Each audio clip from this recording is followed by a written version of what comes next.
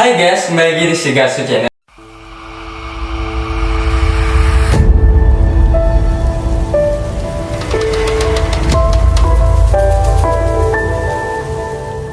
video kali ini gue akan membahas 10 makhluk halus yang dipercaya oleh masyarakat Bali.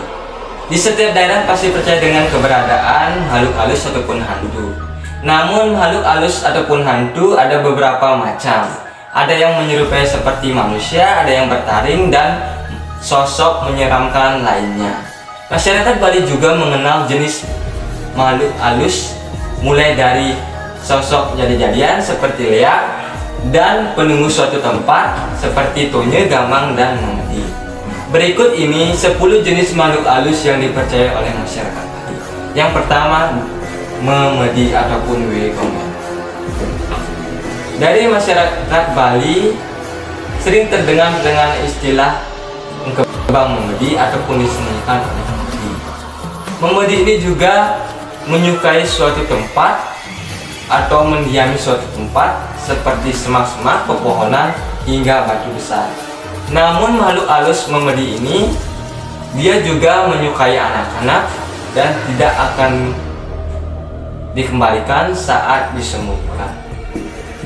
Untuk mengembalikan anak-anak tersebut yang disembunyikan oleh memedi ataupun engkebang memedi, masyarakat Bali ataupun warga beramai-ramai menabuh alat musik atau belai ganjil supaya anak-anak yang disembunyikan tersebut akan dikembalikan. Yang kedua, leak. Kata leak pasti tidak asing di telinga masyarakat Bali ataupun masyarakat luar Bali. Leak merupakan makhluk halus ataupun hantu jadi-jadian.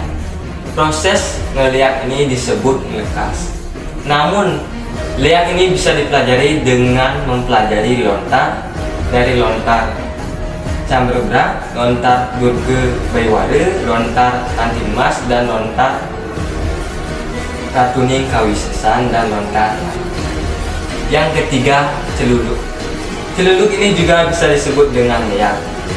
Celuluk ini menyerupai sosok menyeramkan, payudara besar, rambut panjang, terurai, hingga dia botak di depan ini. Yang keempat, tonye. Tonye sering dianggap sebagai penunggu sungai ataupun pohon besar. Makhluk halus ini disebut memiliki beberapa kemiripan dengan manusia. Hanya saja ia tak memiliki lekukan antara hidung dan mulut.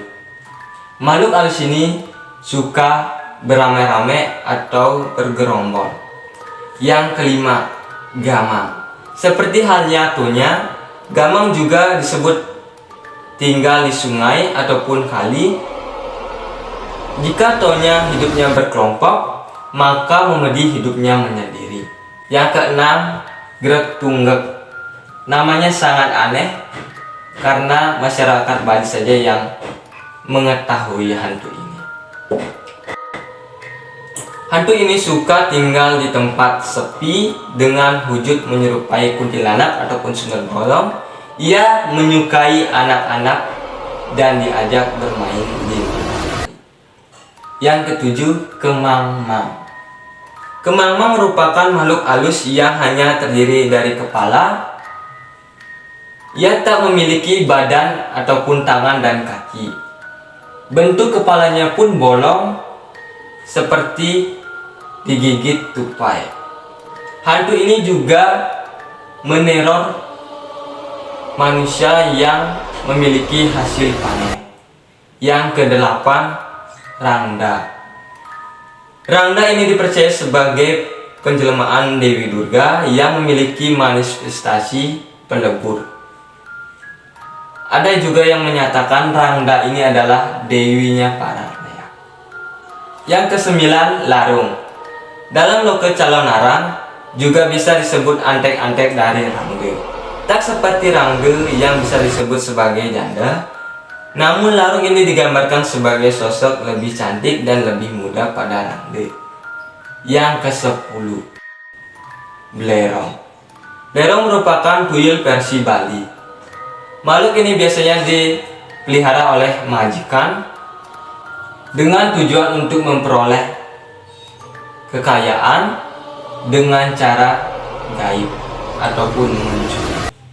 Seseorang yang memelihara belerong pasti sudah menyiapkan tumbal, hingga tumbal itu seperti manusia ataupun hewan-hewan lainnya. Selain itu, sang majikan juga harus membuatkan sesajen yang lengkap dan ada perjanjian tertentu yang harus dipenuhi dan dilaksanakan. Jika janji tersebut tidak dipenuhi dan dilaksanakan, maka nyawa taruhan. Mengapa kita tidak diharuskan mencari nafkah ataupun mencari uang dengan cara tidak lazim ataupun tidak halal? Pasti akan ada akibatnya, sebab dan akibatnya. Itu saja yang bisa saya sampaikan. Bila ada salah kata ataupun pengucapan, saya mohon maaf. Sampai jumpa di video selanjutnya. Bye bye.